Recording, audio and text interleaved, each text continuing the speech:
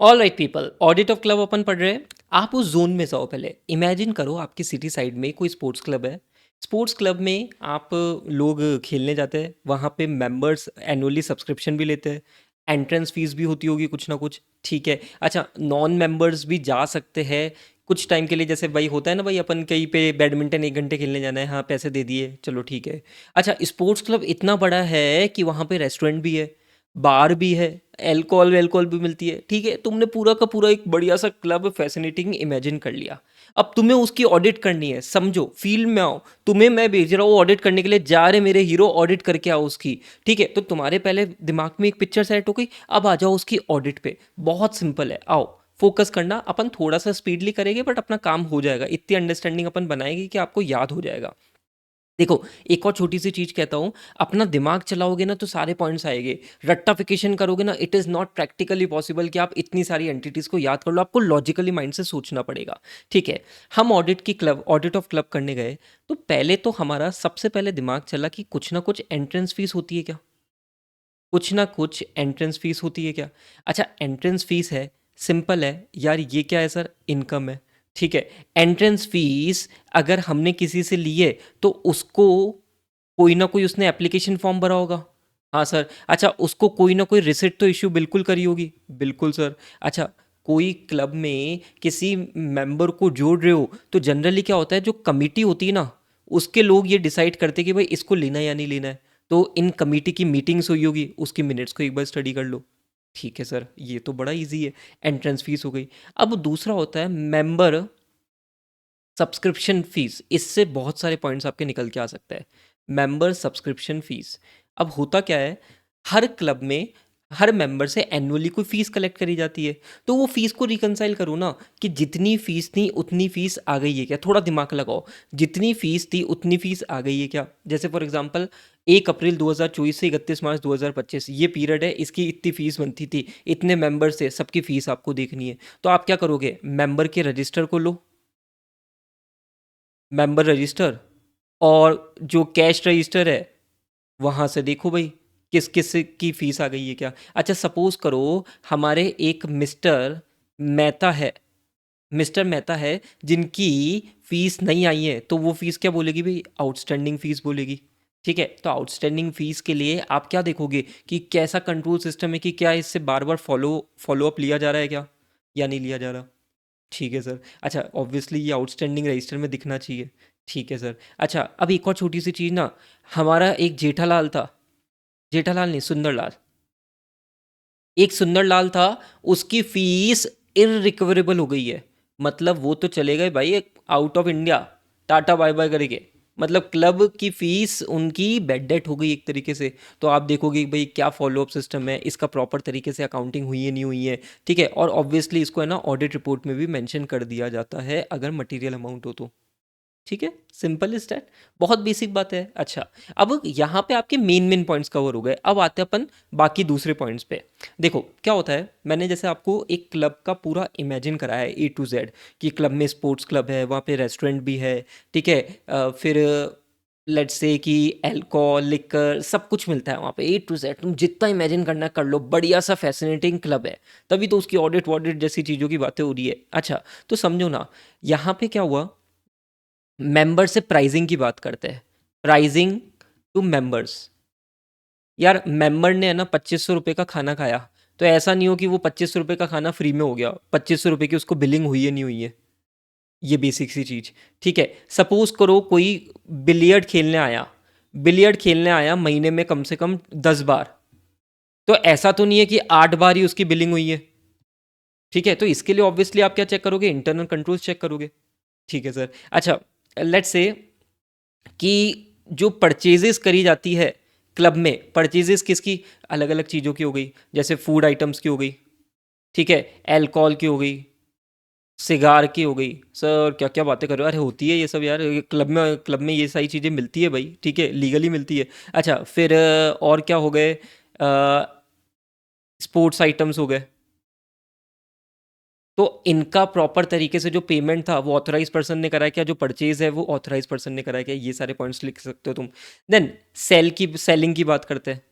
अच्छा, सपोज करो कोई मेंबर को let's say food item cell करा है, तो क्या वो कॉस्ट पे करा है या सेलिंग प्राइस पे करा है? ऑब्वियसली सेलिंग प्राइस पे ही करना है भाई, कॉस्ट पे थोड़ा ना करोगे। तो प्रॉफिट मार्जिन आप कैलकुलेट कर लो, रिकैलकुलेट कर लो। ठीक है, बेसिक सी बात है। अच्छा, then let's talk about investment. ऐसा थोड़ी ना है कि भाई क्लब वाले इन्वेस्टमेंट नहीं करते। क्या लेट्स से क्लब वाले ने म्यूचुअल फंड में इन्वेस्टमेंट कर रखा है, तो म्यूचुअल फंड के जो इन्वेस्टमेंट है उसके सर्टिफिकेट्स को देख लो। ठीक है, क्या वो सेफ कस्टडी में तो है ना, और ऑथराइज पर्सन नहीं करे, नहीं करे। अच्छा, सपोज करो कोई इनकी इन्वेंट्री बच गई, इन्वेंट्री बच गई तो याद करो ऐसे 501 क्या कहता है, फिजिकल वेरिफिकेशन करना है। अगर आपको मटेरियल है तो मटेरियल है तो फिजिकली वेरिफिकेशन कर लो। बात समझ में आती क्या? बात समझ में आती क्या? एंड एक छोटा सा पॉइंट आपका हो गया मेंबर रजिस्टर का। मेंबर रजिस्टर का क्या होता है? मेंबर रजिस्टर एक बना हुआ होता है जहाँ पे सारे मेंबर्स का नाम लिखा हुआ होता है, उनसे कितनी फीस आ गई है, कितना पेंडिंग आ गया, तो इसका टोटल भी लगा लो। टोटल का प्रोसीजर कौन सा होता है? रिकैलकुलेशन। यहाँ पे भी गलती मिल सकती है, डेप्रिसिएशन का पॉइंट तुम डाल सकते हो अगर कोई फिक्स एसेट है तो। ठीक है, तो यार ये दिमाग लगाओगे ना तो तुम्हारे सारे पॉइंट्स आ गए। यही है पूरा क्लब, दैट्स इट। ये पूरा क्लब का कॉन्सेप्ट है जो मैंने तुम्हें पूरा ढंग से समझा दिया, एंड कंप्लीट हो गया भाई। Audit of different items of audit of different entities में क्लब आपका कंप्लीट हो चुका है। जस्ट आपको एक बार ये पूरा ऑडिट ऑफ क्लब के सारे पॉइंट्स एक बार देखने हैं। Done. Done my dear students, complete है मेरी तरफ से, कंप्लीट है ऑडिट ऑफ क्लब। एक बार अपन क्विकली हाथों हाथ कर भी लेते हैं ना, पूरा का पूरा एक बार अपन रीड कर लेते हैं आराम से। ठीक है, सो पहला पॉइंट था एंट्रेंस फीस का, याद हो जाएगा ना अपन को automatically. Entrance fees, check whether the entrance fees is collected from the new members. उसके एप्लीकेशन फॉर्म्स को देख लो, रिसिट इशू हुई है नहीं हुई है।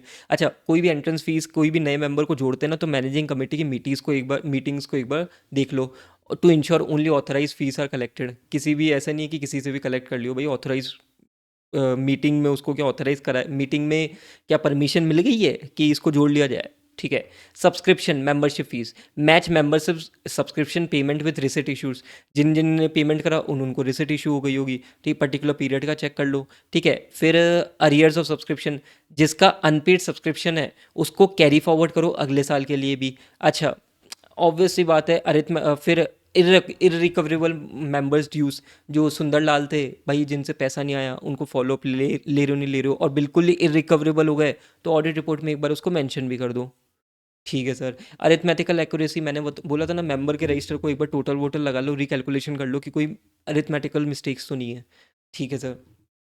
Then pricing of club services, members account, purchase margin, ये सारे वही पॉइंट्स हैं जो मैंने आपके साथ में डिस्कस करे थे। एग्जांपल्स लेके बिलियर्ड वाला एग्जांपल लिया था, रेस्टोरेंट वाला एग्जांपल लिया था। ठीक है सर। देन इन्वेंट्री, इन्वेंट्री अगर कोई पड़ी हुई है तो फिजिकली वेरिफिकेशन कर लो। ठीक है। देन इन्वेस्टमेंट, इन्वेस्टमेंट है तो भाई इन्वेस्टमेंट के उनसे सर्टिफिकेट्स मंगवा लो, इन्वेस्टमेंट की पूरी प्रॉफिट या लॉस है उसकी कैलकुलेशन कर लो। That's it. Management financial power, ये आपका एक एक्स्ट्रा पॉइंट है, इसको छोड़ भी दोगे कोई फर्क नहीं पड़ेगा।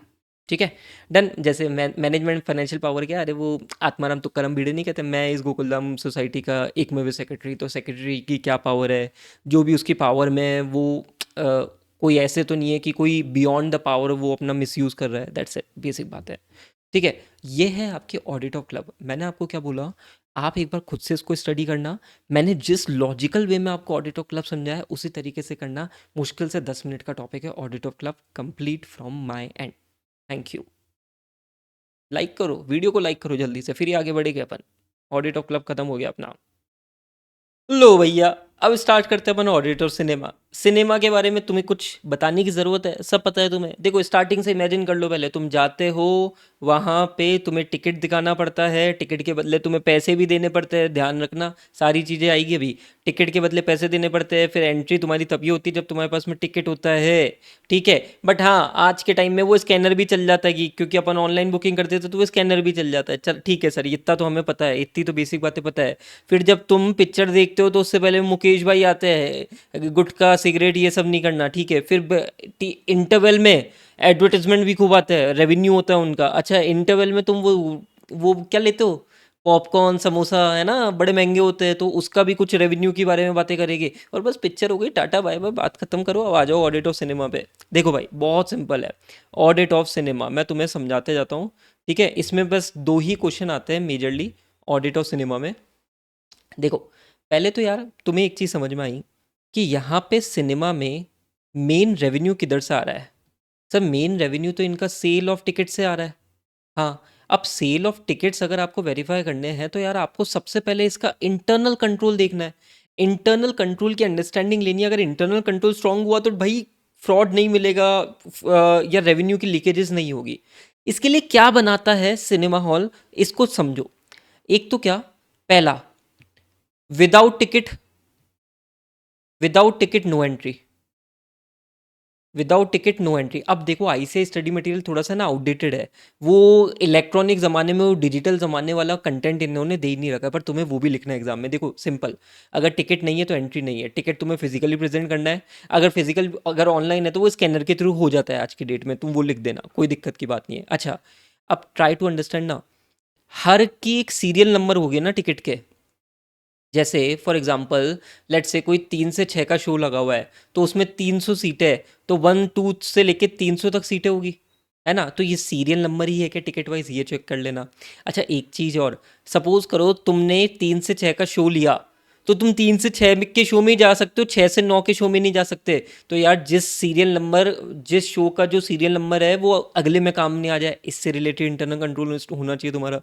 टिकट भी इसी तरीके से प्रेजेंट होता है। अच्छा, फिर क्या करा जाता है, जैसे लेट्स से कि कोई एडवांस बुकिंग टिकट्स होती ना, तो उसके लिए जनरली क्या करा जाता है, वही आउटडेटेड ज़माने की बात कर रहा हूँ जो आईसीएसई स्टडी मटेरियल में दे रखा है। एडवांस बुकिंग के लिए अलग से ये टिकट नंबर इश्यूज़ कर देते हैं, ताकि इसमें भी कोई डिस्क्रिपेंसीज नहीं है।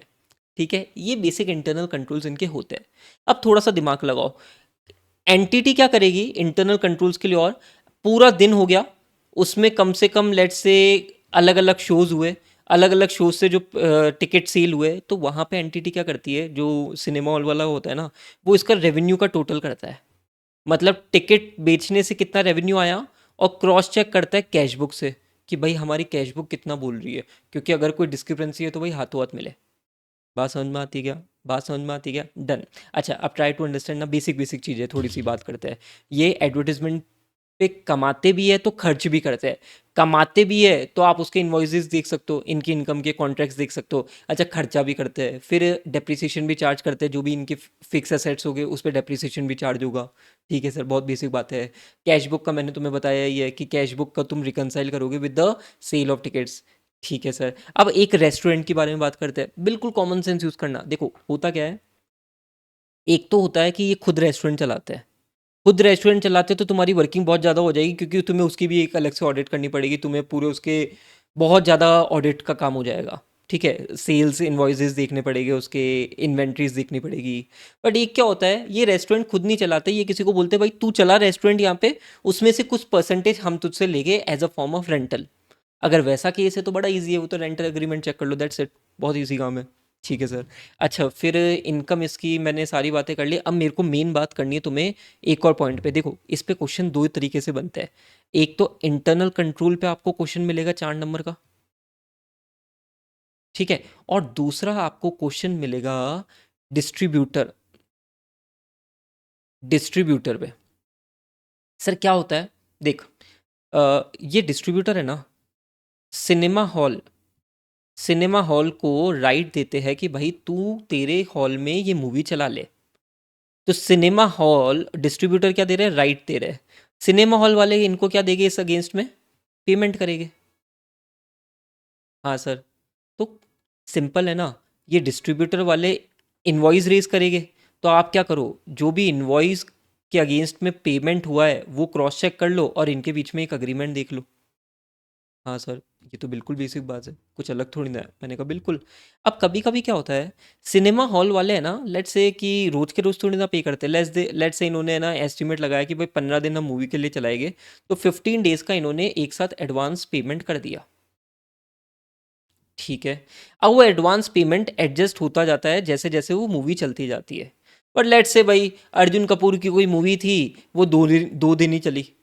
ठीक है, तो यार सर ये 13 दिन का क्या, तो 13 दिन के लिए ऑडिटर को क्या देखना होता है कि क्या ये जो 13 डे के पैसे जो उसको एडवांस में दिए गए, क्या ये बेड डेट हो गए हैं, या ये आगे जाके एडजस्ट हो जाते हैं।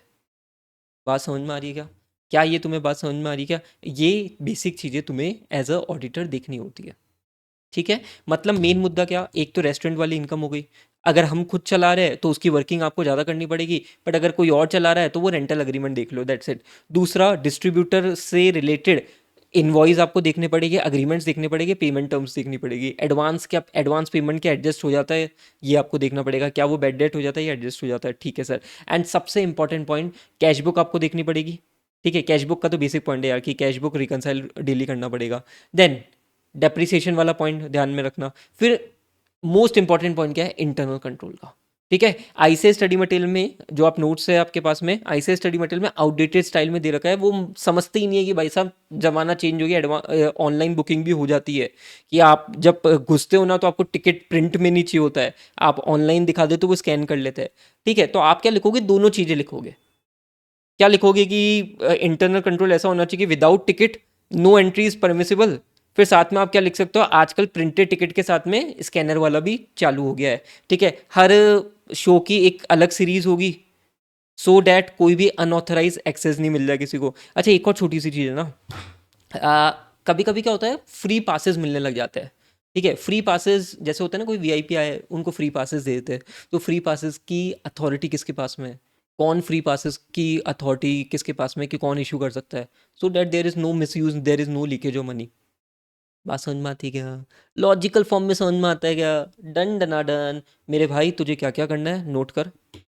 इंटरनल कंट्रोल का मैकेनिज्म इंपॉर्टेंट, एग्जाम में क्वेश्चन पूछा जाएगा।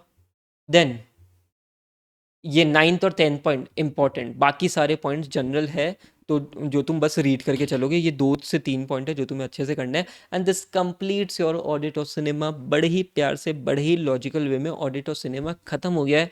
ठोको लाइक भाई, ठोको जल्दी से लाइक ठोको, फिर अपन नेक्स्ट टॉपिक की तरफ बढ़ेंगे। ऑलराइट पीपल, अब जल्दी से अपन ऑडिट ऑफ होटल्स कर लेते हैं। बड़ा इजी टॉपिक है भाई, 5 मिनट लगेंगे मुश्किल से और ऑडिट ऑफ होटल्स आपका कंप्लीट हो जाएगा। उसमें पहले मैं तुम्हें एक इंपॉर्टेंट क्वेश्चन मार्क करा रहा हूँ जो बहुत बार पूछा गया है। ऑडिट ऑफ होटल्स में इंटरनल कंट्रोल पे आपको एक इंपॉर्टेंट मार्क कर लेना चाहिए, क्योंकि यहाँ पे 4 नंबर का क्वेश्चन मिल सकता है। बाकी के टॉपिक्स को आप बिल्कुल कैजुअली तरीके से पढ़ के जाओ, जस्ट रीड करके जाओ, काम हो जाएगा। अब मेरी बात को ध्यान से सुनना। ऑडिट ऑफ होटल्स तुम समझो बेसिक बातें यार। ऑडिट ऑफ होटल्स में इंटरनल कंट्रोल्स क्यों इतने इंपॉर्टेंट है, ये हम पहले फोकस करते हैं। देखो, नोट्स में क्या लिखा हुआ है पढ़ो मत, फोकस इधर करो। ठीक है, इंटरनल कंट्रोल क्यों इतने इंपॉर्टेंट है, देखो ऐसा है कि सपोज करो कोई गेस्ट आया, ठीक है, उसकी बुकिंग हुई, बट है ना उसने सामने वाले पर्सन से, जो रिसेप्शनिस्ट है ना, उससे सेटिंग कर ली। अरे वो वाली सेटिंग नहीं जो तुम समझ रहे हो, नॉर्मल सेटिंग कर ली कि यार है ना तुम मेरा है ना बिल है ना अंडर पे कर देना, मतलब है ना 4,000 के रूम को है ना 2,000 में कर देना, 500 रुपये तुम्हें मैं दे दूंगा। ठीक है, ऐसा कुछ तो नहीं हो गया है, ये बड़ी दिक्कत है। अच्छा, फिर बहुत सारी क्या चोरी की दिक्कतें और क्या होती है कि लेट से भाई कि कोई अल्कोहल मंगवाई किसी गेस्ट ने, कोई फूड मंगवाया गेस्ट ने, उनकी बिलिंग ही नहीं करी। ठीक है, वहाँ पे गलती हो गई। या सपोज करो वेटर लोगों ने ही कोई माल चुरा के घटाघट घटाघट हो गए। ठीक है, तो ऐसी दिक्कतें बहुत ज़्यादा रहती है, पिलफरेज की चोरी बहुत ज़्यादा रहती है। तो इसलिए क्या होता है, होटल इंडस्ट्री में बोलते हैं कि सबसे पहले ऑडिटर को फोकस करना चाहिए इंटरनल कंट्रोल पे, इंटरनल कंट्रोल की अंडरस्टैंडिंग लेनी चाहिए, ये देखना चाहिए कि इंटरनल कंट्रोल कितने स्ट्रांग है या नहीं है।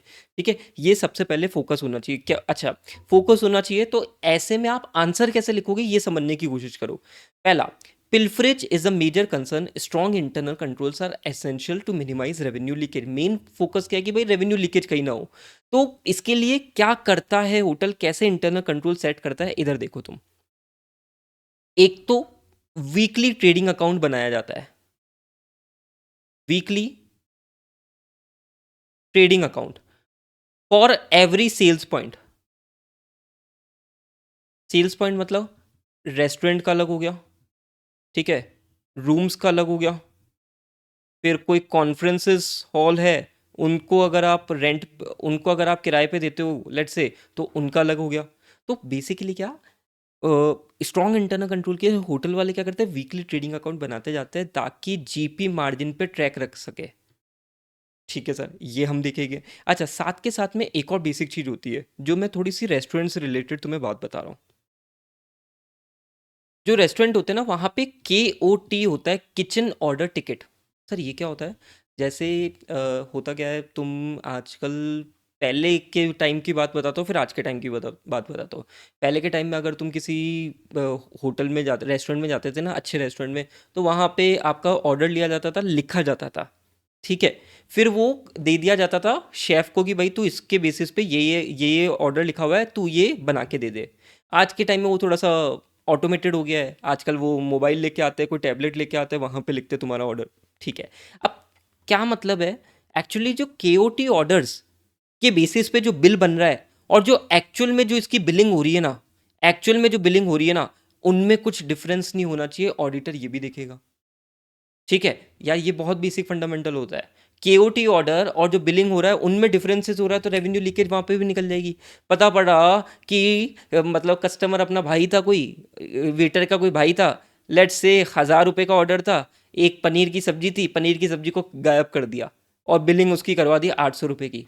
200 रुपये बच गए कस्टमर के, भाई था ना अपना, ठीक है। पनीर की सब्जी फ्री में खा के चला गया, है ना। तो ऐसा नहीं हो जाए, ठीक है सर। अच्छा, अब एक चीज़ और समझो ना यार तुम, अगर इंटरनल कंट्रोल वीक निकले ना, तो बहुत बड़ी प्रॉब्लम हो जाएगी। ऑडिटर को ऑडिट प्रोसीजर बहुत ज़्यादा एक्स्ट्रा लगाने पड़ेंगे। तो सर प्रॉब्लम क्या है? प्रॉब्लम है होटल इंडस्ट्री के ट्रांजिट नेचर की, ट्रांजिट नेचर की। मतलब प्रॉब्लम क्या होती है यार, यहाँ पे इतना डेटा होता जाता है तो पुराने डेटा को हटाया जाता है। पुराने, अच्छा कोई कोई होगी होटल वाले जो पूरे साल भर का डेटा मेंटेन करते होंगे, बट जनरली क्या होता है, जो पुराना डेटा होता जाता है ना, उनको कंटिन्यूसली हटा दिया जाता है, ठीक है। इंटरनल कंट्रोल वीक हो गए तो टेस्टिंग करना बड़ा मुश्किल हो जाएगा, क्योंकि रिकॉर्ड से अवेलेबल नहीं होगी। तो ये एक और बड़ी प्रॉब्लम है, इसलिए इंटरनल कंट्रोल पे इतना फोकस करा जा रहा है। बात समझ में आती है क्या? मैंने आपको बड़ा लॉजिकल वे में समझा दिया है सारे के सारे पॉइंट्स। जस्ट आप एक इंटरनल कंट्रोल का ये जो, जस्ट अ मिनट,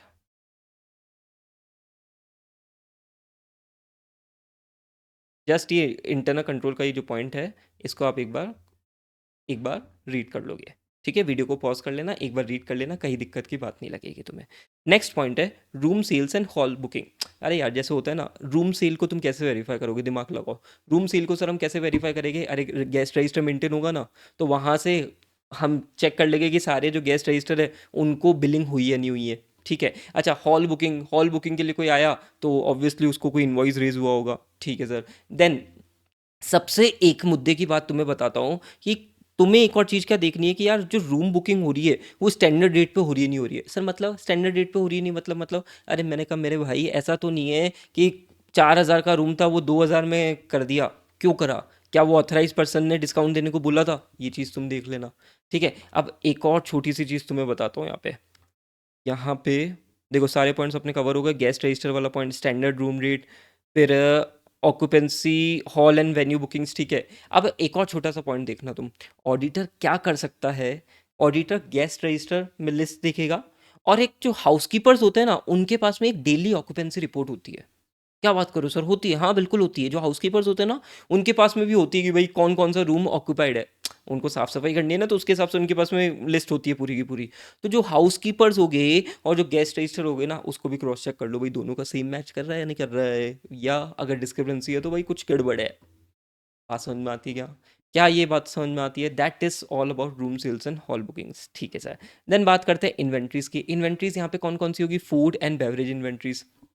अब भाई इनका बहुत बड़ा ध्यान रखना पड़ेगा, कंट्रोल रखना पड़ेगा। पता पड़े कभी भी कोई भी फूड एंड बेवरेजेस की चोरी करके निकल गया तो बड़ी दिक्कत की बात है। तो इनके मूवमेंट, इनके ट्रांसफ़र पे ऑथराइजेशन, स्ट्रॉन्ग इंटरनल कंट्रोल होना चाहिए, ठीक है। देन 31 मार्च को ऑब्वियसली क्या करेंगे? फिजिकल वेरिफिकेशन करेंगे ही करेंगे। अच्छा एक और छोटी सी चीज़, मैनेजमेंट है ना जनरली इंडिपेंडेंट वैल्यूअर से इनका वैल्यूएशन भी करवाती है, क्योंकि होटल इंडस्ट्री में बहुत सारे आइटम्स हो जाते हैं, बहुत ज़्यादा आइटम्स हो जाते हैं। फूड मतलब आप देखो ना यार, आप होटल में जाते हो तो कितनी सारी चीज़ें आपको दी जाती है, ठीक है। तो बहुत सारे वैल्यूएशंस के आइटम हो जाते हैं, तो इंडिपेंडेंट वैल्यूअर से भी वैल्यूएशन कराया जाता है, ये बात ध्यान में रख के चलना, ठीक है सर।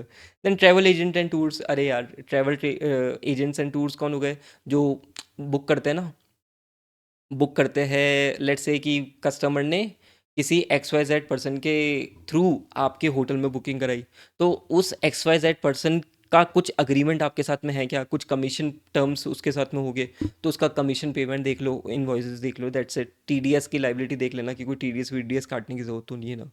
ठीक है sir. Then casual labour, hotel labour में क्या होता है मेरे भाई, होटल इंडस्ट्री में जनरली कैजुअल लेबर्स ही होते हैं, परमानेंट लेबर होते ही नहीं है। जब जितनी रिक्वायरमेंट होती है उसके हिसाब से लेबर होते हैं, कुछ परमानेंट एम्प्लॉयज़ हो गए पर जनरली कैजुअल लेबर हो गए। तो कैजुअल लेबर के प्रॉब्लम क्या है, रिकॉर्ड्स इतने इनएडिक्वेट होते हैं ना कि यहाँ पे थोड़ा सा एक्सपेंसेस में हेरा-फेरी होने के चांसेस होते हैं। तो आपको थोड़ा-सा यहाँ पे देखना पड़ेगा कि प्रॉपर तरीके से रजिस्टर मेंटेन है या नहीं है। ठीक है सर। देन फिक्स एसेट का सिंपल सा फंडामेंटल कि कौन सी पर्टिकुलर आइटम को होटल वाले फिक्स एसेट मान रहे हैं, कौन सा आइटम को इन्वेंट्री मान रहे हैं।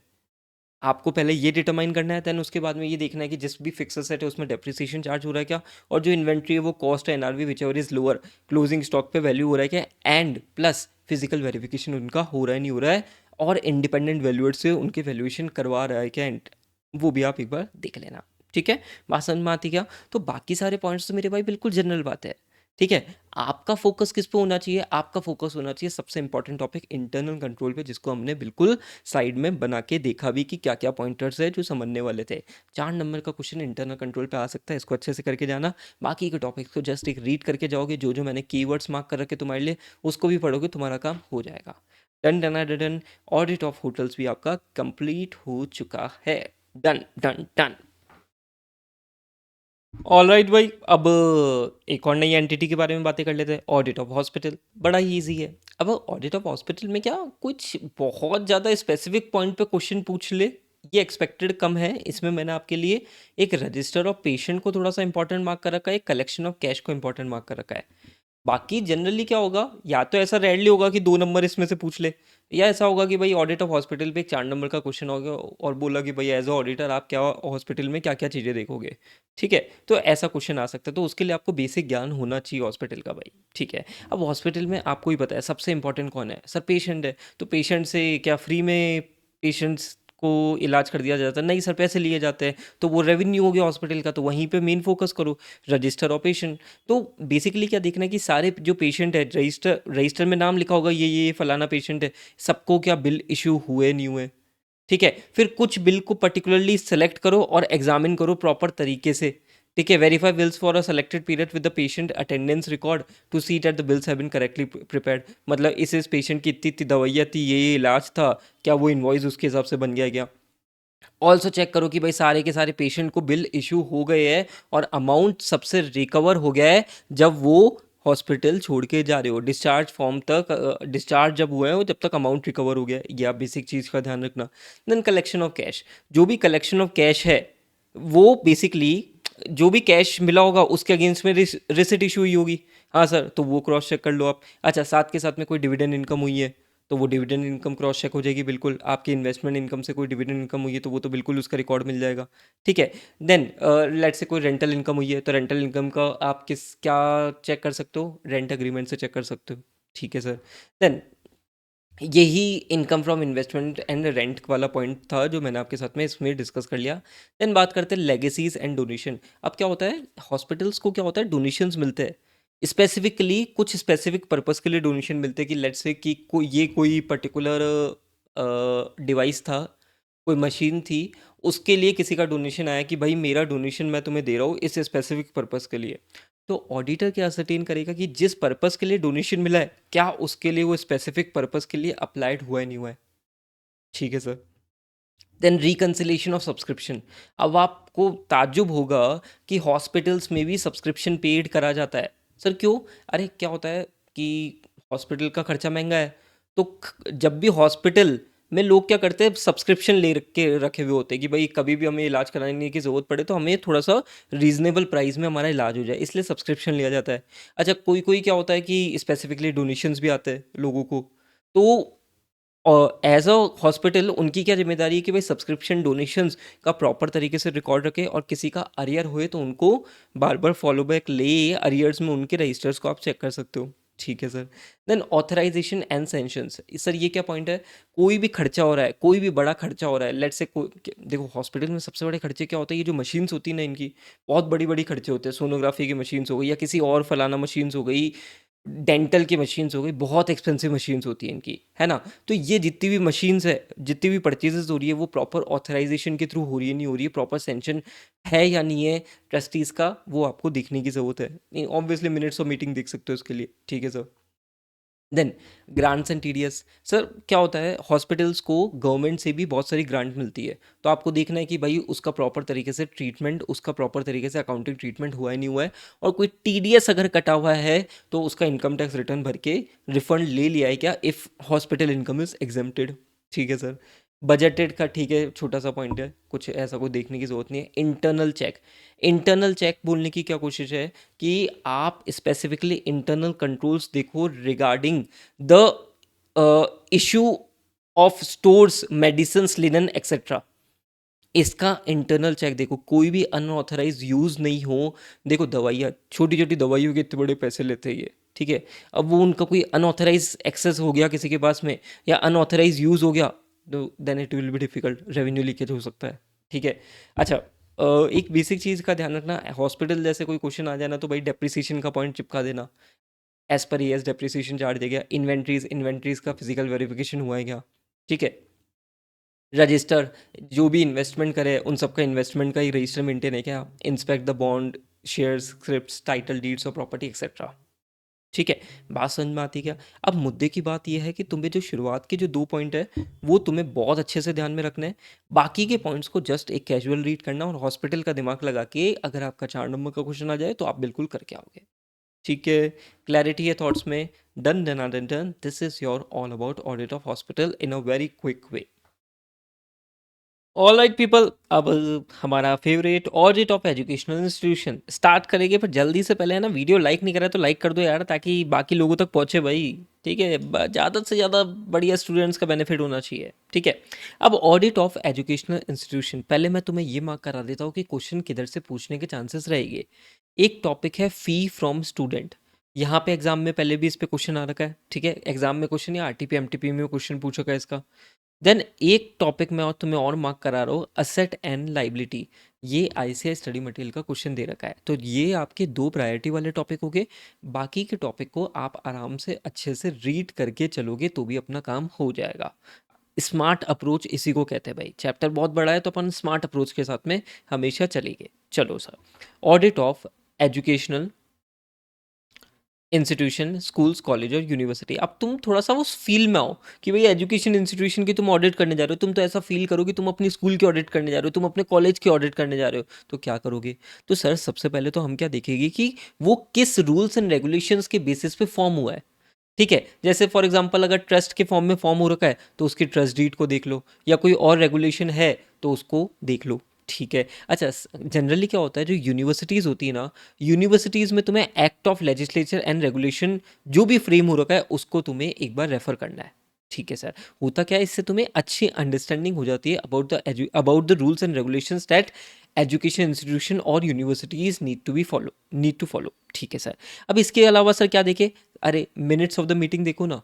मिनट्स ऑफ द मीटिंग जो मैनेजिंग कमेटी या गवर्निंग बॉडी के बीच में हुई है, जो मतलब इन्होंने मिनट्स ऑफ द मीटिंग हुई हुई होगी, उस मिनट्स ऑफ द मीटिंग को स्टडी कर लो।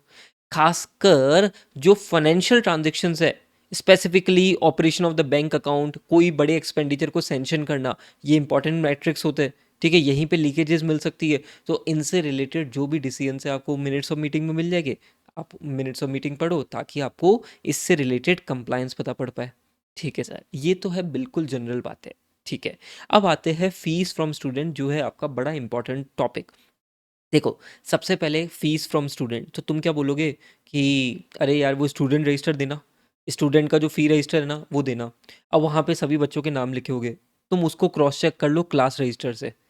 जैसे फॉर एग्जांपल 10th क्लास में इतने बच्चे स्टूडेंट फी रजिस्टर में दिख रहे हैं, उसके रिस्पेक्टिव तुमने 3 सेक्शन है, उसके रिस्पेक्टिव तुमने क्या क्लास रजिस्टर चेक कर लिए, हाँ ये मैच कर गया। अब तुम क्या करो, इंटरनल कंट्रोल चेक करो कि सभी स्टूडेंट्स को प्रॉपर तरीके से बिल रेज हो रखा है, ठीक है। बढ़िया सर, ये तो बिल्कुल बेसिक पॉइंट है। अब दूसरा क्या चेक करोगे, स्टूडेंट से जो भी तुम्हें पैसा मिला है उसके लिए अगेंस्ट में तुमने उसको रिसिट इशू करी होगी, तो उसकी रिसिट की काउंटर फॉइल होगी। What is counter foil, duplicate, तो डुप्लीकेट रिसिट को क्रॉस चेक करो कैश बुक से कि क्या वो पैसा मिल गया है, क्या वो पैसा कैश बुक में आ गया है, और प्रॉपर तरीके से उसकी अकाउंटिंग को देख लो। ठीक है सर, उसकी अकाउंटिंग देखेंगे, काउंटर फॉइल देखेंगे, फीस रजिस्टर देखेंगे, बढ़िया सर। अच्छा, अब तीसरा क्या देखोगे, ऐसा भी तो हो सकता है कि कोई फीस एडवांस में मिल गई हो। हाँ सर, तो जितना भी आपको फीस मिली है उसका टोटल करो टू वेरीफाई कि भाई कितनी फीस एडवांस में मिली है, ताकि आप उसको सही ट्रीटमेंट कर सको, उसको आप एक तरीके से लाइबिलिटी शो कर सको। हाँ सर, और कोई ऐसा भी तो पैसा हो सकता है दैट इज़ इरिकवरेबल, मतलब आउटस्टैंडिंग था, वो रिकवर ही नहीं हो पा रहा। तो रिकवर नहीं हो पा रहा तो अल्टीमेटली रिटर्न ऑफ करना पड़ेगा, राइट ऑफ करना पड़ेगा। हाँ, राइट ऑफ करने के लिए क्या प्रॉपर सेंशन है, ये आपको देखने की ज़रूरत है। ठीक है, बढ़िया। अब क्या होता है, एडमिशन फ़ीस होती है ना, तो एडमिशन फ़ीस जनरली क्या होती है, नॉर्मल अकाउंट में नहीं जाती है, ये जाती है आपके कैपिटल फंड में जाती है। ठीक है, तो आप वेरीफाई कर लो कि भाई एडमिशन फ़ीस जो वन टाइम एडमिशन फ़ीस होती है ना, वो कैपिटल फंड में गई है क्या। और जनरली ऐसा ही होगा unless stated otherwise by the managing committee. ठीक है, वेरीफाई कर लो। ठीक है सर, फिर लेट्स से किसी स्टूडेंट को भाई पैसे लिए ही नहीं या कोई कंसेशन दिया है, तो अगर ऐसा हुआ है तो किस पर्सन ने उसको ऑथराइज करा है और इससे रिलेटेड रूल्स क्या है मैनेजिंग कमेटी के, आप ये भी देख के चलोगे। बढ़िया, बिल्कुल सिंपल पॉइंट्स है, just focus on the keywords. ठीक है, देन सपोज करो लेट्स से कि किसी ने फीस लेट जमा कराई, या किसी ने फैन तोड़ दिया, किसी ने एसी, एसी तो होता नहीं है स्कूलों में जनरली, पर हाँ किसी ने एसी तोड़ दिया, तो उससे रिलेटेड कोई अगर फाइन्स है, लेट पेमेंट है, तो उससे रिलेटेड क्या रिकवर कर लिया है या आउटस्टैंडिंग है, वो आपको देखने की ज़रूरत है। अच्छा, देन कभी कभी क्या होता है, बहुत सारे एजुकेशनल इंस्टीट्यूशन है ना, हॉस्टल सर्विसेज भी प्रोवाइड करता है कि भाई यहीं पे रह लो। जैसे फॉर एग्जांपल लेट से कोई बाहर से पढ़ने आ रहा है तो उसको रहने की दिक्कत होगी, तो हॉस्टल सर्विसेज भी होती है। तो भाई हॉस्टल ड्यूज सारे रिकवर कर लिए क्या, कोई भी स्टूडेंट का अकाउंट क्लोज हो रहा है तो भाई हॉस्टल फीस उससे पूरी की पूरी रिकवर हो जानी चाहिए। और मेनली जो कॉशन मनी है जो कि लाइबिलिटी हेड में होता है, वो आपको रिफंड करना है। ये बेसिक आपको देख के चलना है। ठीक है, बात समझ में आती क्या। तो बहुत बेसिक बेसिक पॉइंट्स है फीस फ्रॉम स्टूडेंट्स के, आपको बस थोड़ा सा हेडिंग पे फोकस करके चलना है। सर क्या क्या पॉइंट्स एक बार रिवाइज करा दो। देख, एक तो है ना वो फीस पेड इन एडवांस, और आउटस्टैंडिंग फीस जो रिकवरेबल नहीं थी ना वो रिटर्न ऑफ, वो वाला पॉइंट ध्यान रखना, प्रॉपर अथॉरिटी के साथ में होना चाहिए। किसी बच्चे को कंसेशन दिया या पूरी फीस माफ कर दी, क्या वो प्रॉपर सेंशन के थ्रू है, और मैनेजिंग कमेटी की क्या रूल्स है, वो पॉइंट ध्यान में रखना। फिर वो हॉस्टल फीस ड्यूस वाला पॉइंट ध्यान में रख लेना, कॉशन मनी को रिटर्न करना है। फाइन्स लेट पेमेंट कुछ भी है तो क्या वो रिकवर कर लिया है क्या, ये ध्यान में रख के चलना। फिर आप क्या कर सकते हो, वो जो पैसा आया होगा उसको आप डुप्लीकेट से काउंटर फॉइल से क्रॉस चेक कर लो। हाँ सर, स्टूडेंट फी रजिस्टर और क्लास रजिस्टर को वेरीफाई कर लो, और इंटरनल कंट्रोल से रिलेटेड देखते जाओ। ये आपके कुछ बेसिक पॉइंट्स थे जो आपको ध्यान में रख के चलने हैं fees from student. Is this clear my student, क्या ये बढ़िया तरीके से समझ में आ गया है। डन, इंपॉर्टेंट है। ठीक है, देन इस टॉपिक को बस रीड करके चलना कि सर अदर रिसिट या ग्रांट ऑफ डोनेशन क्या क्या हो सकता है। मेरी बात सुनना, अगर एजुकेशन इंस्टीट्यूशन है तो उनको रेंटल इनकम हो सकती है। हाँ सर, रेंटल इनकम किससे हो सकती है, कोई प्रॉपर्टी थी रेंट पे चढ़ा दी, रेंटल इनकम हो सकती है, अग्रीमेंट से चेक कर ले। हाँ sir, verify income from endowment and legacy, कोई स्पेसिफिकली कोई स्पेसिफिक डोनेशन आया आपको स्पेसिफिक पर्पज़ के लिए, तो उस डोनेशन से रिलेटेड अगर आपकी कोई इनकम हुई है तो आप उसको वाउच कर लो। हाँ सर, और अगर कोई आपने इन्वेस्टमेंट करा है तो उससे related interest income dividend income हुई होगी, तो उसको देख लो कि भाई प्रॉपर अकाउंटिंग हुई है क्या, प्रॉपर तरीके से कैलकुलेशन हुई है क्या, सही अमाउंट पे बुकिंग हुई है क्या, ये चीज़ आप वेरीफाई कर लो। ठीक है, देन अगर कोई गवर्नमेंट या लोकल अथॉरिटी की ग्रांट मिली है with the memo of the grant with the specification of the grant, तो आप उसको देख लो कि भाई सही से तरीके से ट्रीटमेंट है क्या, क्या ग्रांट का पैसा उसी पर्पज़ के लिए यूज़ हो रहा है क्या, ये बेसिक चीज़ों को ध्यान में रख के चलना। Other asset grant and donation, क्या ये बात आपको समझ में आती है। देन अभी तक मैं बात करूँ तो एक इंपॉर्टेंट क्वेश्चन है फीस फ्रॉम स्टूडेंट, बाकी आपको बस आराम से एक अच्छे से रीड करके चलना है। ठीक है सर, देन बात करते हैं हम एक्सपेंडिचर की। अब my dear students, expenditure, expense word नहीं एक्सपेंडिचर वर्ड है। जैसे हमने चैरिटेबल इंस्टीट्यूशन में भी देखा था ना, यहाँ पे सारी हो गए, रेवेन्यू नेचर का एक्सपेंडिचर भी हो गया, कैपिटल नेचर का एक्सपेंडिचर भी हो गया। अब थोड़ा सा दिमाग लगाओ, सबसे बड़ा एक्सपेंडिचर कौन सा है सर, सबसे बड़ा एक्सपेंडिचर तो टीचर की सैलरी है। हाँ सर, टीचर की सैलरी है तो टीचर की सैलरी सही समय पे पे हो रखी है क्या, और अगर कोई टीचर की सैलरी में इंक्रीमेंट हुआ है, स्टाफ की सैलरी में इंक्रीमेंट हुआ है, तो क्या वो प्रॉपर सेंशन है, क्या वो कमेटी की मीटिंग में डिसाइड हुआ था, ये चीज़ का ध्यान रखना। हाँ सर, अच्छा अब टीचर की सैलरी के साथ में आपको ये भी तो देखना है कि क्या होता है जनरली, क्या होता है स्टाफ का प्रोविडेंट फंड का जो मनी होता है ना, ये लोग इन्वेस्ट करते हैं। तो ये पॉइंट एक्सपेंडिचर में आना नहीं चाहिए पर इन्होंने लिख रखा है तो मैं तुम्हें बता रहा हूँ।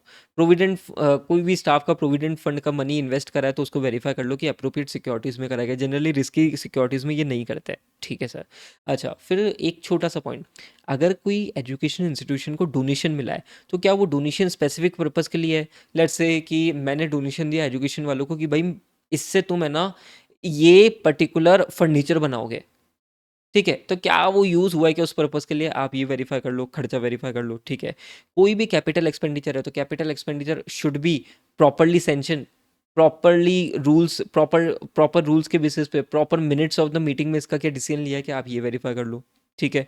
कोई भी स्टैब्लिशमेंट एक्सपेंडिचर है, इंक्वायर करो कि अनड्यूली हैवी एक्सपेंडिचर तो नहीं हुआ है, ठीक है, जितना बजट है उसके हिसाब से एक्चुअल हो रहा है क्या, इसको तुम एक बार देखते हुए चलना, ठीक है।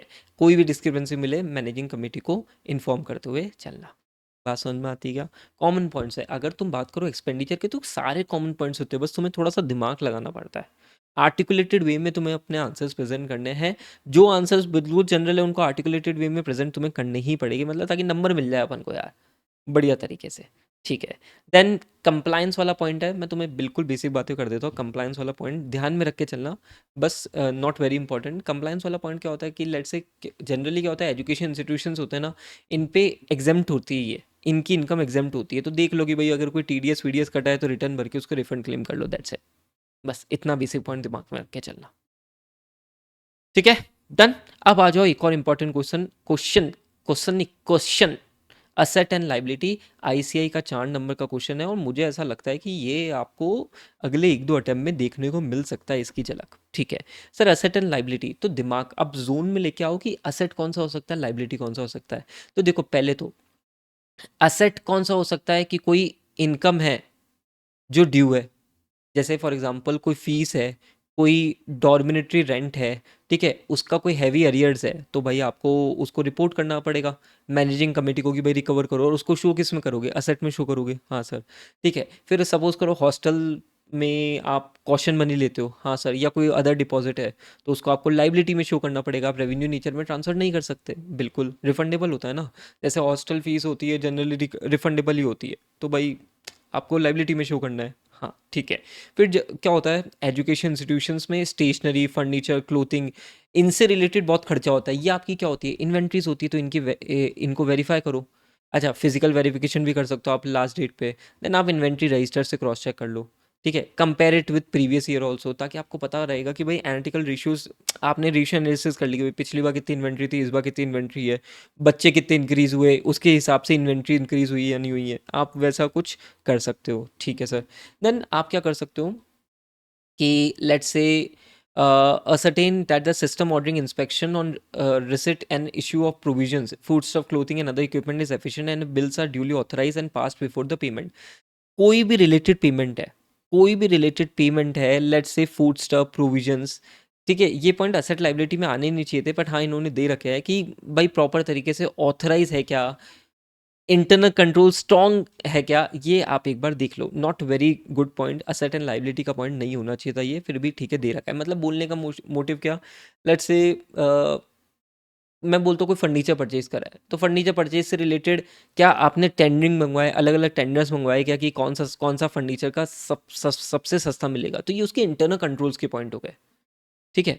देन कोई इन्वेस्टमेंट है representing endowment fund for prizes are kept separate, मतलब लेट से आपको कोई एंडोमेंट फंड मिला है which need to be used for specific purpose, तो आपको सेपरेट उसको रखना पड़ेगा, और उससे कोई इनकम जनरेट हुई है तो क्या उसको री इन्वेस्ट कर दिया है या वो एक्यूमुलेट करा है, मतलब उसको क्या उसका ट्रीटमेंट करा है। Let's say for any income in excess of the prizes has been accumulated and invested along with the corpus, क्या वो फंड में ही ऐड हो गया है या उसको इनकम में ट्रीट कर लिया, पीएनएल में लेके जाके उसको इनकम में लेके चले गए, ये आपको ध्यान में रख के चलना है, ठीक है। तो यहाँ पे थोड़े से पॉइंट्स है ना ऊपर नीचे है, आपको है ना एक ईजी पॉइंट तो मैं बोलूँ, ये पॉइंट बड़ा ईजी है, ठीक है। कॉशन मनी वाला पॉइंट इजी है, इन्वेंट्री वाला पॉइंट इजी है, बाकी ये 2 पॉइंट थोड़े से आपको याद करके चलने पड़ेंगे, क्योंकि ये पॉइंट रेलिवेंट, जैसे फॉर एग्जांपल ये point is very much relevant, पर ये पॉइंट तो बिल्कुल इंटरनल कंट्रोल से रिलेटेड हो गया, तो दैट इज़ नॉट रेलिवेंट, पर लिखना तो पड़ेगा ना, लिखना तो पड़ेगा ना मेरे भाई, ठीक है। So this completes the audit of education institution. Come time में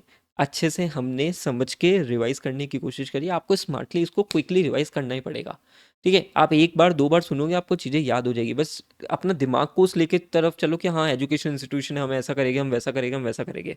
दिमाग उस तरफ लेके चलोगे, बिल्कुल काम आपका हो जाएगा। टन टना टन। ऑल राइट भाई, अब एक और नई एंटिटी के बारे में बातें कर लेते हैं, ऑडिट ऑफ हॉस्पिटल। बड़ा ही ईजी है। अब ऑडिट ऑफ हॉस्पिटल में क्या कुछ बहुत ज़्यादा स्पेसिफिक पॉइंट पे क्वेश्चन पूछ ले, ये एक्सपेक्टेड कम है। इसमें मैंने आपके लिए एक रजिस्टर ऑफ पेशेंट को थोड़ा सा इंपॉर्टेंट मार्क कर रखा है, एक कलेक्शन ऑफ कैश को इंपॉर्टेंट मार्क कर रखा है। बाकी जनरली क्या होगा, या तो ऐसा रेयरली होगा कि 2 नंबर इसमें से पूछ ले, या ऐसा होगा कि भाई ऑडिट ऑफ हॉस्पिटल पे एक 4 नंबर का क्वेश्चन होगा और बोला कि भाई एज अ ऑडिटर आप क्या हॉस्पिटल में क्या क्या चीज़ें देखोगे। ठीक है, तो ऐसा क्वेश्चन आ सकता है, तो उसके लिए आपको बेसिक ज्ञान होना चाहिए हॉस्पिटल का भाई। ठीक है, अब हॉस्पिटल में आपको ही पता है सबसे इंपॉर्टेंट कौन है सर, पेशेंट है। तो पेशेंट से क्या फ्री में पेशेंट्स को इलाज कर दिया जाता है? नहीं सर, पैसे लिए जाते हैं। तो वो रेवेन्यू हो गया हॉस्पिटल का, तो वहीं पे मेन फोकस करो, रजिस्टर ऑफ पेशेंट। तो बेसिकली क्या देखना है कि सारे जो पेशेंट है, रजिस्टर रजिस्टर में नाम लिखा होगा ये फलाना पेशेंट है, सबको क्या बिल इशू हुए नहीं हुए। ठीक है, फिर कुछ बिल को पर्टिकुलरली सेलेक्ट करो और एग्जामिन करो प्रॉपर तरीके से। ठीक है, verify bills for a selected period with the patient attendance record to see that the bills have been correctly prepared. मतलब इस पेशेंट की इतनी इतनी दवाइयाँ थी, ये इलाज था, क्या वो इन्वॉइस उसके हिसाब से बन गया क्या। ऑल्सो चेक करो कि भाई सारे के सारे पेशेंट को बिल इशू हो गए हैं और अमाउंट सबसे रिकवर हो गया है जब वो हॉस्पिटल छोड़ के जा रहे हो, डिस्चार्ज फॉर्म तक, डिस्चार्ज जब हुए हो जब तक अमाउंट रिकवर हो गया है। ये आप बेसिक चीज़ का ध्यान रखना। देन कलेक्शन ऑफ कैश, जो भी कलेक्शन ऑफ कैश है वो बेसिकली जो भी कैश मिला होगा उसके अगेंस्ट में रिसिट इशू हुई होगी। हाँ सर, तो वो क्रॉस चेक कर लो आप। अच्छा, साथ के साथ में कोई डिविडेंड इनकम हुई है तो वो डिविडेंड इनकम क्रॉस चेक हो जाएगी बिल्कुल। आपकी इन्वेस्टमेंट इनकम से कोई डिविडेंड इनकम हुई है तो वो तो बिल्कुल उसका रिकॉर्ड मिल जाएगा। ठीक है, देन लेट से कोई रेंटल इनकम हुई है तो रेंटल इनकम का आप किस क्या चेक कर सकते हो, रेंट एग्रीमेंट से चेक कर सकते हो। ठीक है सर। देन यही income from investment and rent वाला पॉइंट था जो मैंने आपके साथ में इसमें डिस्कस कर लिया। देन बात करते हैं लेगेसीज एंड डोनेशन। अब क्या होता है, हॉस्पिटल्स को क्या होता है, डोनेशंस मिलते हैं। स्पेसिफिकली कुछ स्पेसिफिक पर्पस के लिए डोनेशन मिलते हैं कि लेट्स से कि कोई पर्टिकुलर डिवाइस था, कोई मशीन थी, उसके लिए किसी का डोनेशन आया कि भाई मेरा डोनेशन मैं तुम्हें दे रहा हूँ इस स्पेसिफिक पर्पस के लिए। तो ऑडिटर क्या असरटेन करेगा कि जिस पर्पस के लिए डोनेशन मिला है क्या उसके लिए वो स्पेसिफिक पर्पस के लिए अप्लाइड हुआ है नहीं हुआ है। ठीक है sir. Then reconciliation of subscription. अब आपको ताज्जुब होगा कि हॉस्पिटल्स में भी सब्सक्रिप्शन पेड करा जाता है। सर क्यों? अरे क्या होता है कि हॉस्पिटल का खर्चा महंगा है, तो जब भी हॉस्पिटल में लोग क्या करते हैं, सब्सक्रिप्शन ले के रखे हुए होते हैं कि भाई कभी भी हमें इलाज कराने की ज़रूरत पड़े तो हमें थोड़ा सा रीजनेबल प्राइस में हमारा इलाज हो जाए, इसलिए सब्सक्रिप्शन लिया जाता है। अच्छा, कोई कोई क्या होता है कि स्पेसिफिकली डोनेशंस भी आते हैं लोगों को। तो और एज अ हॉस्पिटल उनकी क्या जिम्मेदारी है कि भाई सब्सक्रिप्शन डोनेशंस का प्रॉपर तरीके से रिकॉर्ड रखे और किसी का अरियर हुए तो उनको बार बार फॉलो बैक ले अरियर्स में उनके रजिस्टर्स को आप चेक कर सकते हो। ठीक है sir. Then authorisation and sanctions. Sir ये क्या पॉइंट है, कोई भी खर्चा हो रहा है, कोई भी बड़ा खर्चा हो रहा है, लेट्स से देखो हॉस्पिटल में सबसे बड़े खर्चे क्या होते हैं, ये जो मशीन्स होती है ना इनकी बहुत बड़ी बड़ी खर्चे होते हैं। सोनोग्राफी की मशीन्स हो गई या किसी और फलाना मशीन्स हो गई, डेंटल की मशीन्स हो गई, बहुत एक्सपेंसिव मशीन्स होती हैं इनकी, है ना। तो ये जितनी भी मशीन्स है, जितनी भी परचेजेस हो रही है वो प्रॉपर ऑथराइजेशन के थ्रू हो रही है नहीं हो रही है, प्रॉपर सेंशन है या नहीं है ट्रस्टीज़ का, वो आपको देखने की ज़रूरत है। नहीं ऑब्वियसली मिनट्स ऑफ मीटिंग देख सकते हो उसके लिए। ठीक है sir. Then grants and TDS. Sir क्या होता है, हॉस्पिटल्स को गवर्नमेंट से भी बहुत सारी ग्रांट मिलती है, तो आपको देखना है कि भाई उसका प्रॉपर तरीके से ट्रीटमेंट, उसका प्रॉपर तरीके से अकाउंटिंग ट्रीटमेंट हुआ है नहीं हुआ है। और कोई टीडीएस अगर कटा हुआ है तो उसका इनकम टैक्स रिटर्न भर के रिफंड ले लिया है क्या, if hospital income is exempted. ठीक है सर। बजटेड का ठीक है, छोटा सा पॉइंट है, कुछ ऐसा कोई देखने की जरूरत नहीं है। Internal check. इंटरनल चेक बोलने की क्या कोशिश है कि आप स्पेसिफिकली इंटरनल कंट्रोल्स देखो regarding the issue of stores, medicine, linen etcetera. इसका इंटरनल चेक देखो, कोई भी अनऑथराइज यूज़ नहीं हो। देखो दवाइयाँ, छोटी छोटी दवाइयों के इतने बड़े पैसे लेते हैं ये। ठीक है, अब वो उनका कोई अनऑथराइज एक्सेस हो गया किसी के पास में या अनऑथराइज यूज़ हो गया तो then it will be difficult, revenue leakage हो सकता है। ठीक है। अच्छा, एक बेसिक चीज़ का ध्यान रखना, हॉस्पिटल जैसे कोई क्वेश्चन आ जाए ना तो भाई डेप्रिसिएशन का पॉइंट चिपका देना। As per ES depreciation charge दे गया। इन्वेंट्रीज, इन्वेंट्रीज का फिजिकल वेरिफिकेशन हुआ है क्या। ठीक है।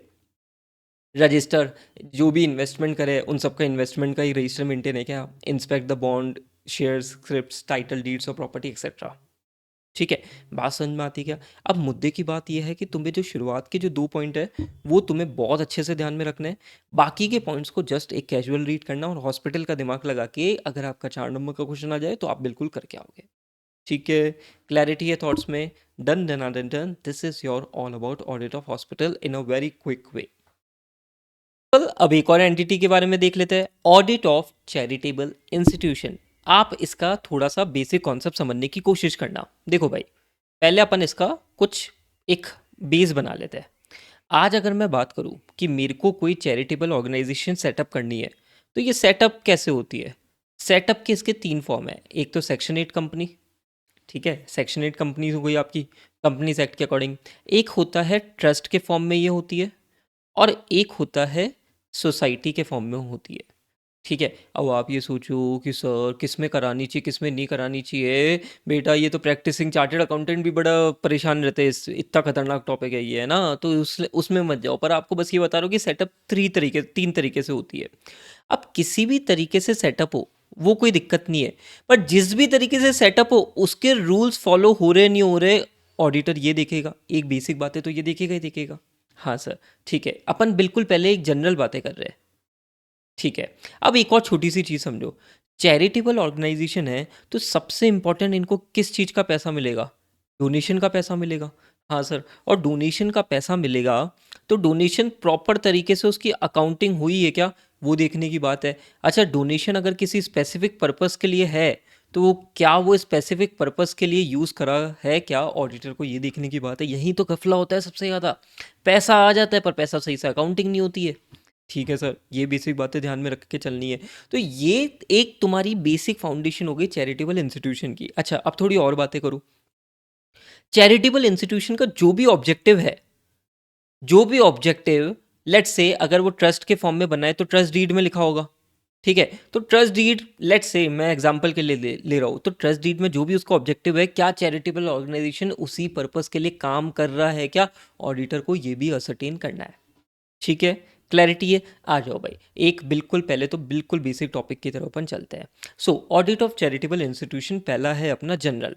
जनरल में आप क्या देखोगे? सबसे पहले आप उसका देखोगे, आप उसके कॉन्स्टिट्यूशन को स्टडी करोगे जिसके अंदर वो सेटअप है। मैंने आपको 3 बताए, क्या? Section 8, trust, society. जिस भी कॉन्स्टिट्यूशन के अंडर वो सेटअप हुआ है, क्या वो उसके लॉज एंड रेगुलेशंस को फॉलो कर रहा है? ठीक है सर। अच्छा, देन आपको क्या देखना है? आपको देखना है system of internal check, specially as regard accounting of amounts collected. जो भी अमाउंट्स कलेक्टेड हुए, जो भी डोनेशन रिसीव हुआ है, उससे रिलेटेड इंटरनल कंट्रोल्स देखने, क्योंकि सबसे इंपॉर्टेंट वही है भाई, चैरिटेबल इंस्टीट्यूशन की मेजर रेवेन्यू ही वहीं से आता है। ठीक है सर। देन आपको क्या देखना है कि कोई भी जो इनकम हुई है या जो आपको कैश मिला है, क्या वो रेगुलरली बैंक में डिपॉजिट हुआ है? ये बिल्कुल बेसिक पॉइंट है। And otherwise all what you can do, examine the trust deed और the regulations as laid down. ठीक है, ये सारी है आपकी जनरल बातें। ठीक है सर। अब मैंने आपको 3 टॉपिक दे रखे हैं, जहाँ पे एक क्वेश्चन है आईसीए स्टडी मटेरियल का, which is very important, subscription and donation topic. बाकी के जो टॉपिक है वो 2 टॉपिक में कहीं ना कहीं आरटीपीज में इनका क्वेश्चन पूछा हुआ है। तो मैंने वहाँ पे क्वेश्चन तो मार्क कर रखा है कि भाई हाँ, क्वेश्चन इन पे पूछा हुआ है, आरटीपीज में इनका क्वेश्चन पूछा हुआ है। बट इंपॉर्टेंट क्राइटेरिया बताओ तो subscription and donation is your important question for your attempts. ठीक है, देखते हैं। अब देखो, सब्सक्रिप्शन एंड डोनेशन में पहले तो ये असरटेन करो कि भाई कोई पूरे, लेट से किसी ने सब्सक्रिप्शन ले रखा है चैरिटेबल इंस्टीट्यूशन से रिलेटेड, तो क्या कोई लाइफ मेंबरशिप सब्सक्रिप्शन है क्या, उसकी फीस में कुछ चेंजेस है क्या, पहले तो ये असरटेन कर लो। फिर पूरे के पूरे पॉइंट्स दे रखे तुम्हारे रिसिट से रिलेटेड, मैं तुम्हें समझाता हूँ। देखो, आओ, लेट्स से ये एक बुक है, ठीक है, रिसिट बुक है, उसकी 100 रिसिट है,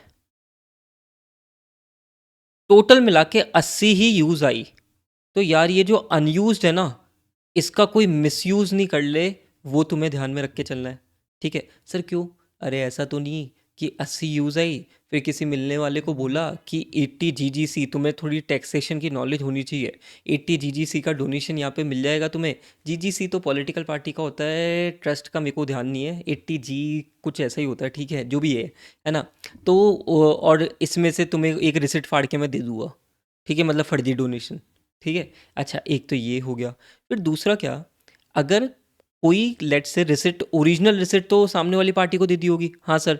उसका काउंटर फॉइल तुम्हारे पास में होगा सर। काउंटर फॉइल क्या होता है? डुप्लीकेट। तो काउंटर फॉइल से चेक करो ना कि कैश मिला है या नहीं मिला है, चाहे वो कैश में हो या बैंक में हो, एक ही बात है। ठीक है सर, ये भी देख लेंगे। अच्छा, और क्या देखोगे तुम? जितनी भी टोटल रिसिट बुक है, उससे जो रिसिट्स इश्यू कर सकता है वो कोई ऑथराइज पर्सन ही है क्या? ऑथराइज पर्सन ही है क्या? ये देख लेना। अच्छा, सपोज करो मैंने ना 4 रिसिट बुक थी, 4 लोगों को बोल रखा था कि भाई तुम डोनेशन कलेक्ट कर सकते हो और तुम रिसिट इशू कर सकते हो। तो हर जने ने कितना कितना डोनेशन रिसीव किया और साथ में कितनी इशू करा, इनको रिकनसाइल कर लो।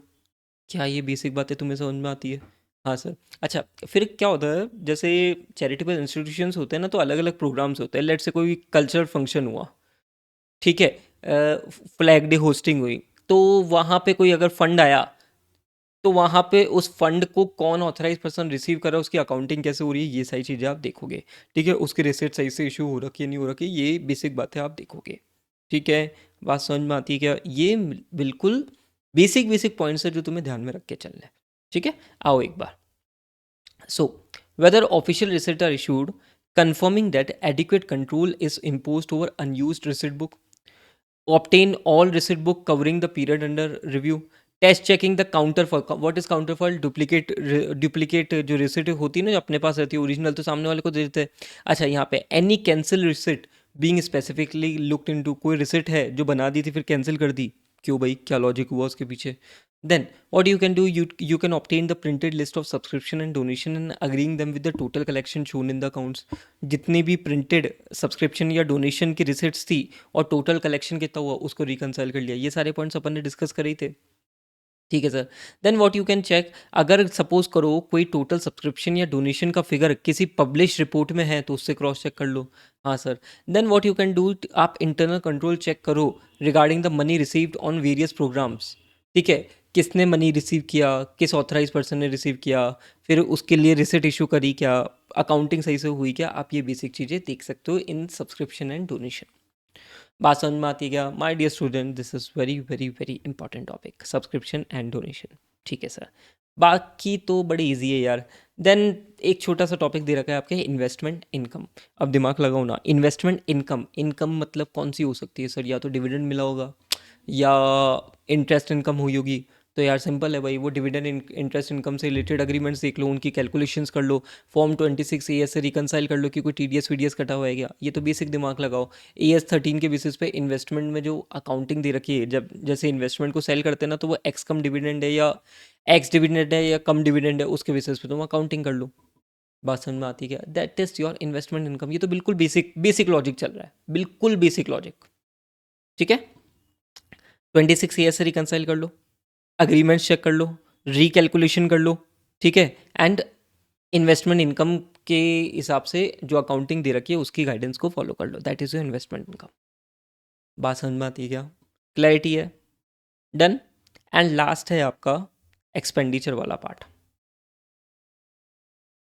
अब देखो, दिमाग लगाओ, एक्सपेंडिचर की ऑडिट करनी है तो एक्सपेंडिचर में तुम्हें बेसिक एट्रीब्यूट्स पता होने चाहिए। एक्सपेंडिचर किसने ऑथराइज करा? हाँ सर, उसके उससे रिलेटेड इंटरनल कंट्रोल्स देख लो, इंटरनल कंट्रोल का ऑथराइजेशन है क्या, प्रॉपर सेग्रीगेशन ऑफ ड्यूटीज हो रखी है क्या। ठीक है, ये बेसिक चीज़ें तुम देख सकते हो। ठीक है सर। अच्छा, अब एक्सपेंडिचर क्या स्पेसिफिक पर्पस के लिए हुआ है क्या सर? मतलब अरे क्या होता है, कभी कभी चैरिटेबल इंस्टीट्यूशन में जो डोनर होता है ना, वो बोलता है कि देख मैं तो इसको डोनेशन दे रहा हूँ, पर इसका यूज़ तो है ना इस पर्पस के लिए यूज़ करना, इस स्पेसिफिक पर्पस के लिए तुम्हें खर्चा करना है। तो तुम्हें क्या वेरीफाई करना है कि जो डोनर ने जो स्पेसिफिक पर्पस बोला था, क्या उसके लिए खर्चा हुआ है क्या? हाँ सर। ठीक है, अब एक्सपेंडिचर में यहाँ पे क्या करा है, एक्सपेंडिचर सारे टाइप के डिस्कस करें, रेवेन्यू एक्सपेंडिचर भी, कैपिटल एक्सपेंडिचर भी। जैसे फॉर एग्जांपल कैपिटल एक्सपेंडिचर क्या हुआ, तुम्हारा कहीं इन्वेस्टमेंट हुआ। ठीक है, कोई इन्वेस्टमेंट हो रखा, तो वो भी तुम्हारा एक एक्सपेंडिचर ही हो गया, कैपिटल एक्सपेंडिचर, तो उसको भी तुम वेरीफाई करोगे। ठीक है सर, तो ये बेसिक चीज़ों का ध्यान में तुम्हें रख के चलना है। सपोज करो तुमने कोई ग्रांट पे करी, चैरिटेबल इंस्टीट्यूशन ने कोई ग्रांट पे करी, तो क्या वो grant with in the purview of object of charitable institution है? क्या कोई डोनर, क्या कोई डायरेक्टर या मैनेजिंग कमेटी का तो बेनिफिट नहीं हो रहा? ये पॉइंट भी ध्यान में रख के चलना।